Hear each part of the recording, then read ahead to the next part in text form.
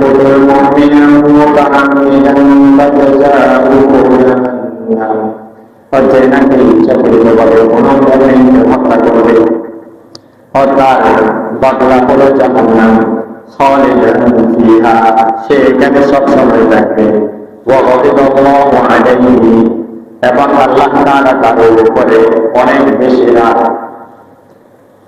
এরপরে ওয়া গাদিবাল্লাহু আলাইহি ওয়া লা'নাহু এবং তার উপরে আল্লাহ তাআলা লানত নাউযুবিল্লাহ। তাহলে কয়েকটা জিনিস একসাথে আল্লাহ তাআলা বর্ণনা করে দিয়েছেন। ইচ্ছাকৃতভাবে একজন মুমিনকে হত্যার বদলা জাহান্নাম বলেছেন, আল্লাহ তাআলা তার উপরে নারাজ সে কথা বলেছেন, আবার আল্লাহ তাআলা লানত তার উপরে সে কথা বলেছেন। তাহলে এটা কত বড় পাপ, এটা কত বড় পাপ। কোরআন মাজিদের আরেকটা আয়াতের মধ্যে আল্লাহ তাআলা বলেন আউযু বিল্লাহি মিনাশ শাইতানির রাজীম মান ক্বাতালা নাফসান বিগাইরি নাফসিন আও ফাসাদিন ফিল আরদি ফাকান্নামা ক্বাতালা আন-নাসা জামিআ। যে নাকি কোন ব্যক্তিকে হত্যা করল না হত্যা করল, কোন ধরনের জমিনের মধ্যে কোন ফসাদ করে নাই, কোন ফসাদ করা ছাড়া তাকে হত্যা করল,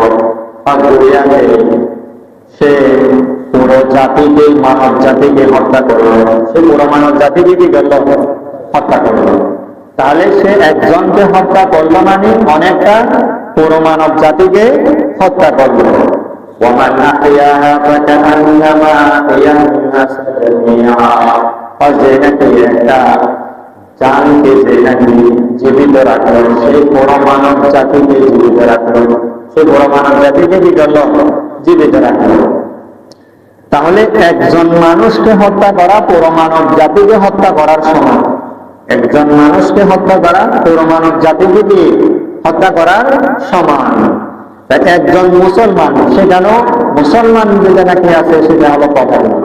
কারণ আর এক আয়াতের মধ্যে তো তার আগের আয়াত যেটা নাকি আমরা পড়েছি সেখানে কি বলা হয়েছে ওয়া ইয়াকুতুল মুমিনা মুতাআম্মিদান, সেখানে ঈমানদারের কথা বলা হয়েছে। তাহলে একজন ঈমানদার হত্যা করা এটা আল্লাহ তাআলার কাছে পুরো মানব জাতিকে হত্যা করার সমতুল্য, পুরো মানব জাতিকে হত্যা করার সমতুল্য। আল্লাহ রাসূল সাল্লাল্লাহু আলাইহি ওয়াসাল্লাম হাদিস শরীফের মধ্যে বলেন ক্বালা রাসূলুল্লাহ সাল্লাল্লাহু আলাইহি ওয়াসাল্লাম সিবাবুল মুসলিমি ফুসুকুন ওয়া কিতালুহু কুফরুন। মুসলমানকে গালি দেওয়া এটা ফুসক এবং মুসলমানকে কতল করা সেটা হলো কুফরি। নাউযুবিল্লাহ। মুসলমানকে কতল করা সেটা হলো কি কুফরি। কতল করাটা কুফরি কাজ, কতল করাটা কি কুফরি কাজ। কোন মুসলমান কি কুফরি কাজ করতে পারে? কোন মুসলমান কখনো কুফরি কাজ করতে পারে না। কারণ সে যদি কুফরি কাজ করে তাহলে তার ঈমান আছে কি বলা যাবে না, তার ঈমান আছে বলা যাবে না। আর এক হাদিসের মধ্যে আল্লাহ রাসূল সাল্লাল্লাহু আলাইহি ওয়াসাল্লাম বলেন قال رسول الله صلى الله عليه وسلم لو أن أهل السماء وأهل الأرض اشتركوا في دم المسلم لأكبهم الله في النار।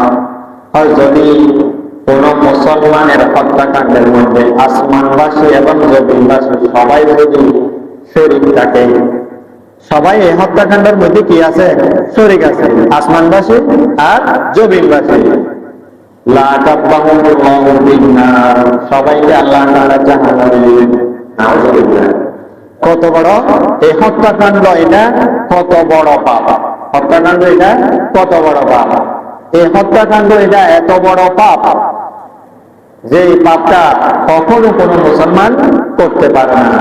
তাহলে সেটা আমাদের কাছে সবসময় এই ধরনের হত্যাকাণ্ড দেখতে দেখতে আমাদের কাছে সেটা অনেকটা অ্যাভেলেবল হয়ে গেছে। সেটা দেখলে আমাদের তেমন কোনো কিছু মনে হয় না। তাহলে এই হত্যাকাণ্ড